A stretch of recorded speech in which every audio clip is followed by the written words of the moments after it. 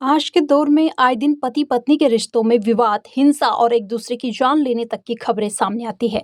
ऐसे समय में एक पत्नी ऐसी भी है जो अपने दिव्यांग पति सचिन को करीब 180 किलोमीटर तक कंधों पर बैठाकर हरिद्वार पहुंची है ताकि उनके पति का कांवड़ यात्रा का संकल्प पूरा हो सके।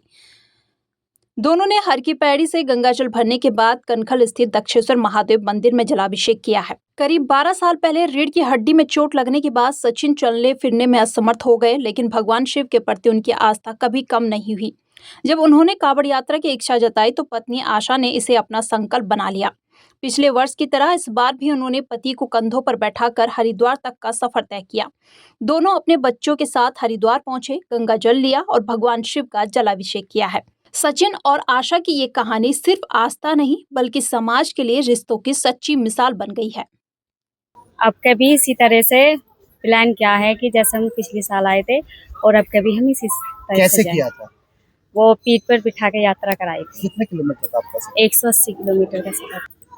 ये प्रेरणा जब मन होता है ना तो भगवान पता ना कैसे कैसे तरीके से डाल देते हैं, तो एकदम ही मन में आ गया यहाँ आके और हम फिर ऐसे ही निकल गए।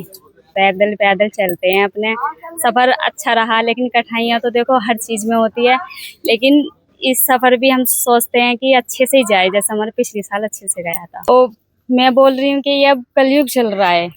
पहले सतयुग था तो पति उनकी कदर हो रही थी, और आजकल की रील बना रही हैं तो अगर पैरों की चुटकी भी टेढ़ी हो रही है ना तो पत्नी बोलती है ओहो हमारी तो पति टेढ़े हो गए, पत्नियां बोलती हैं। तो ये सब अपनी अपनी पत्नियों की मन की बात होती है। अगर हम ही अपने पति की इज्जत करके चलेंगे ना तो सभी महिला इज्जत करेंगी। तो मैं अब ये कहूँगा कि मैं पैरों से दिव्यांग हूँ, लेकिन मानसिक स्थिति से बिल्कुल ठीक हूँ। ना ही मैं अपने आप को दिव्यांग मानता, क्योंकि जिसके साथ में जिसकी पत्नी हो तो उसके लिए सब कुछ है।